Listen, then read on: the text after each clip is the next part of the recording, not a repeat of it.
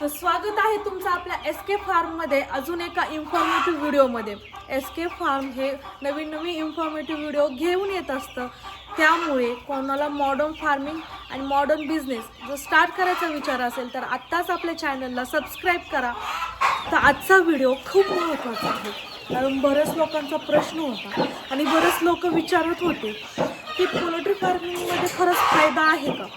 तर आज आपण जेन्युइन म्हणजे खरी माहिती सांगणार आहोत। तुम्हाला तर माहितीच आहे, जे आपले व्हिडिओज रेग्युलर पाहतात त्यांना तर माहितीच आहे आपला कुक्कुटपालनाचा व्यवसाय आहे आणि मला म्हणजे 1 ते 1.5 वर्षामध्ये काय अनुभव आला आहे, खरंच नफा आहे का, म्हणजे फायदेशीर आहे का, किंवा जे नवीन लोक म्हणजे या व्यवसायात उतरतात तर त्यांची शंका असते आपण हा व्यवसाय सुरू करावा का, किंवा यामधून पाहिजे तेवढं आपल्याला प्रॉफिट राहील का आणि आपल्याला जमन का। तर या सर्व शंकांचं निरसन आज मी या व्हिडिओतून करणार आहे।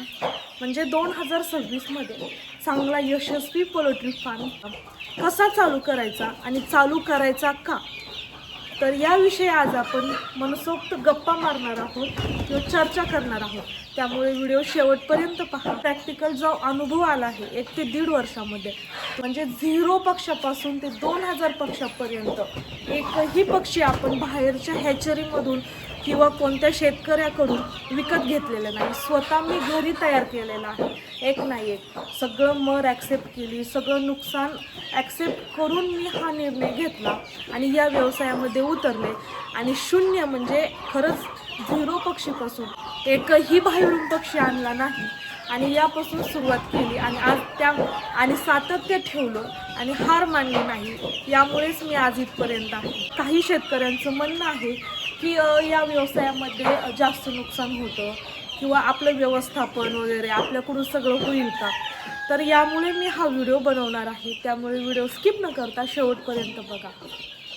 तर सगळ्यात महत्त्वाचं म्हणजे पोल्ट्री फार्म व्यवसाय का करावा, म्हणजे लोक आता बरेच लोक पोल्ट्री फार्म व्यवसायाकडे का वळाले आहेत। आता मला तर आता गावाकडचेच नाही, शहरातले लोक पण गावाकडे येतात, कोण रिटायर होऊन येतं किंवा कोण चालू जॉब सोडून गावाकडे येऊन जमीन नसली तरी जमीन विकत घेऊन फार्म टाकत आहेत।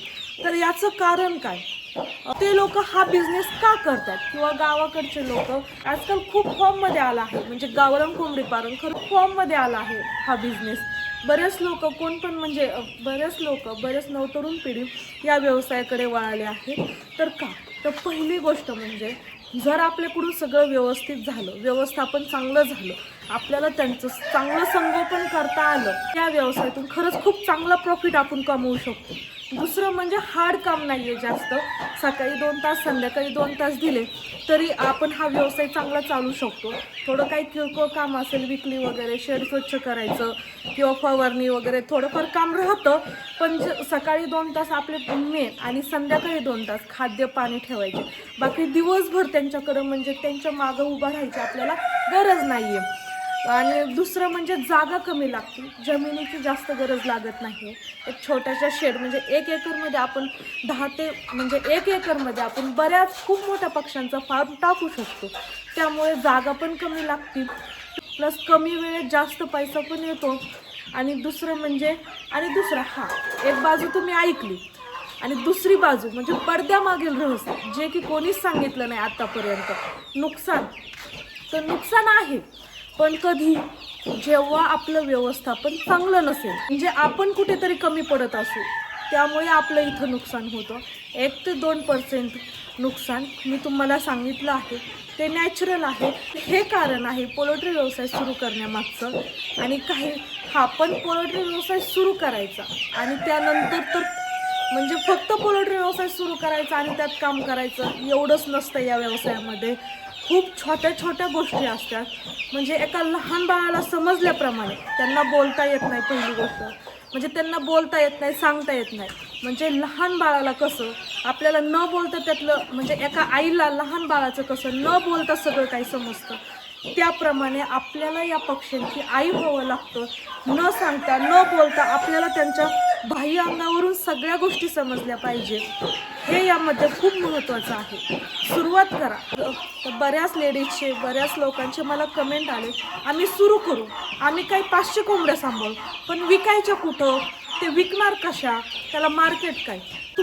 पहिली गोष्ट, गावरानला मार्केटमध्ये चांगलं डिमांड आहे का, तर आजकाल लोकांना चविष्ट खाण्याकडे लोक वळाले आहेत. थोड्या दिवस तुम्हाला थोडा प्रॉब्लेम होईल विकण्याचा वगैरे, पण त्यानंतर माझ्यावरून सांगते, त्यानंतर तुमच्याकडं दररोज 2 लोक येतील मांसासाठी, म्हणजे कोंबड्यासाठी, पक्ष्यासाठी, अंड्यासाठी.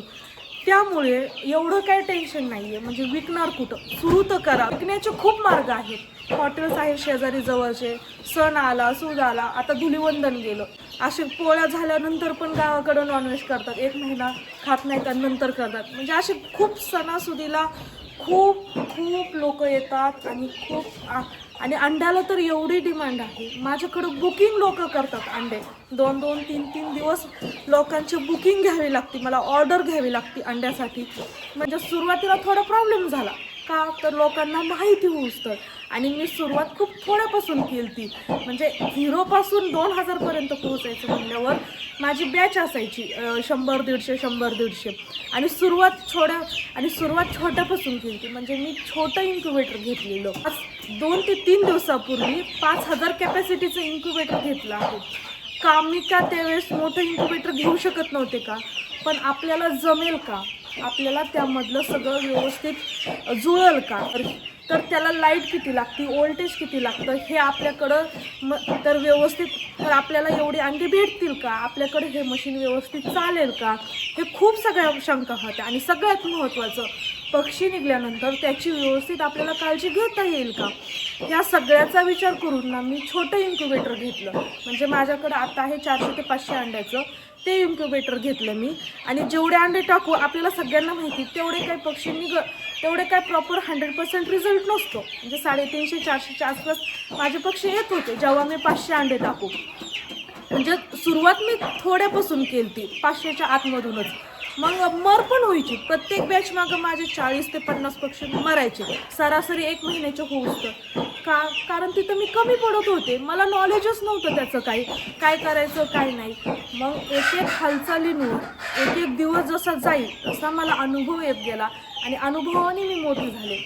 तर अनुभवाने माणूस मोठा होत जातं, त्याप्रमाणे आहे. आपण कुठं ट्रेनिंग घेऊ, काही घेऊ, पण सांगण्यात आणि स्वतः ग्राउंडमध्ये करण्यात खूप फरक आहे. जेव्हा तुम्ही हा फार्म उघडता, सुरुवातीला 2 ते 3 महिने तुम्हाला समजणार नाही, पण जसे जसे दिवस जाईल, जसं तुम्ही एका पक्षाकडे बघितलं की तुम्हाला लगेच समजेल का हा वीक आहे का कसा आहे. म्हणजे सांगितलं जातं की हा आजार झाला पक्ष झुरून बसणार, हा आजार, पण पक्षाला कोणता आजार होऊ, 90% आजार असे असतात की पक्ष झुरूनच बसतो. पण नेमका CRD झालाय का, गंभीर झालाय का, राणीखेत झाला आहे का, राणीखेत झाल्यानंतर पक्षी मानाशी वाकडी करून शांत झुरून बसतो. बरेचसे आजार झाल्यावर पक्षी झुरूनच बसतो, पण नेमका त्यातला आजार कोणता झालाय, त्यावर लक्षणं कोणती, त्याच्यावर आपण उपाय काय करायचे, या खूप बारीक बारीक गोष्टी आहेत.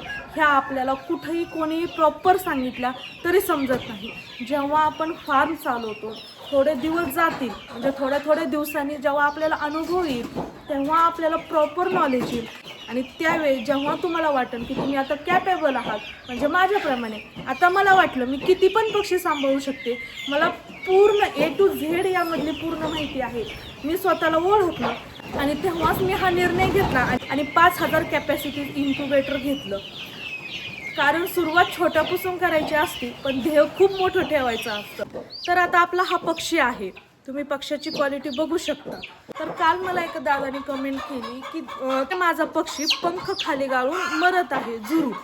तर याला कारण काय, दूषित पाणी. पोल्ट्रीमध्ये पाण्यातून 90 ते 99% रोग हे पाण्यातून स्प्रेड होतात. त्यामुळे पाहिजे तेवढं पाणी तुम्ही स्वच्छ ठेवा आणि वेळेवर लसीकरण करा. तर तुमची पण अशी क्वालिटी राहील पक्ष्यांची. तर हा पोल्ट्री फार्मिंगमध्ये फायदा होतो, पण तुमच्या व्यवस्थापनावर अवलंबून आहे. परत एकदा सांगते, इथं चांगला नफा होऊ शकतो, पण तुम्ही तुमचं व्यवस्थापन चांगलं केलं तर, तुम्ही तुमचे चांगले योग्य प्रयत्न दिले तर तुम्हाला इथं नफा होऊ शकतो. अजून एक गोष्ट, दुसऱ्यांकडे बघून हा व्यवसाय सुरू करू नका. म्हणजे याने केलं आणि त्याला खूप भरघोस पहिल्याच वर्षी नफा झाला आणि तो स्वतः करायला जातो आणि पहिल्याच वर्षी सगळं गमावून बसतो. कारण आपल्यात जर कॅपॅसिटी असेल तरच या व्यवसायाकडे वळा. म्हणजे आपण हे काम करू शकतो का, आपल्याला याची पूर्ण माहिती आहे का? आणि का म्हणते मी सारखं पूर्ण माहिती असल्याशिवाय? कारण एक जीव सांभाळायचा आहे आपल्याला, त्याची प्रत्येक हालचाल त्याच्या पूर्ण बाह्य अंगावरून आपल्याला समजलं पाहिजे की बाबा याला काय होतंय, कशाची गरज आहे आत्ता, हा आजारी आहे का, वीक आहे का, किंवा फ्रेश आहे का, हे आपल्याला समजलं पाहिजे. त्यामुळे तुम्ही दुसऱ्याकडे बघून या व्यवसायामध्ये उतरू नका. तुम्ही स्वतः जेव्हा कॅपेबल असाल तर तुमच्याकडे याचं नॉलेज असेल तरच हा व्यवसाय सुरू करा. आणि जरी तुम्हाला सुरू करायचा आहे आणि तुमच्याकडं नॉलेज नाही आहे तर छोट्या गोष्टीपासून सुरुवात करा आणि आपल्या चॅनलवरचे सगळे व्हिडिओज पहा, खरंच तुमच्या उपयोगी येतील. कारण आपल्या चॅनलचा उद्दिष्टच असं आहे की प्रत्येक शेतकरी व्यक्तीपर्यंत किंवा जेन्युइन लोकांपर्यंत आपला हा चॅनल गेला पाहिजे, जेणेकरून त्यांना खरी प्रॅक्टिकल चांगली माहिती त्यांच्यापर्यंत पोहोचावी. तर हाच आपल्या चॅनलचा उद्दिष्ट आहे. कुणाला शंका आहे की पोल्ट्री फार्मिंगमध्ये खरंच नफा आहे का, त्यांनी आपल्या चॅनलला सबस्क्राईब करा. कारण नफा तेव्हाच आहे जेव्हा आपलं नुकसान कमी होईल आणि आपल्याला चांगलं प्रॉफिट इथून येईल. खाद्य मॅनेजमेंट करावं लागतं, औषधांना पैसे लागतात, पिल्लं आणायला पैसे लागतात. म्हणजे एक बॅच करायला आपल्याला 1000च्या किती खर्च लागतो, किती उत्पन्न राहतं आणि फायदा किती होतो हे मी तुम्हाला सांगितलेलं आहे. आपला मागचा व्हिडिओ स्पेशल त्यावरच आहे, 1000 कोंबड्यांचा खर्च पूर्ण आणि उत्पन्न विश्लेषण. तरी शॉर्टमध्ये सांगते, 1000 कोंबड्यांच्या बॅचला आपल्याला जवळपास 2 ते 2.5 लाखांचा नफा, निव्वळ नफा राहतो. आपला खर्च त्यामधून वजा केला तरी पण हे सगळं तुमच्या परत एकदा सांगते व्यवस्थापनावर आहे. तर यासाठी आपलं चॅनल आहे, आधुनिक पद्धतीने पोल्ट्री फार्म कसा चालवायचा, प्लस फार्मिंग कशी करायची.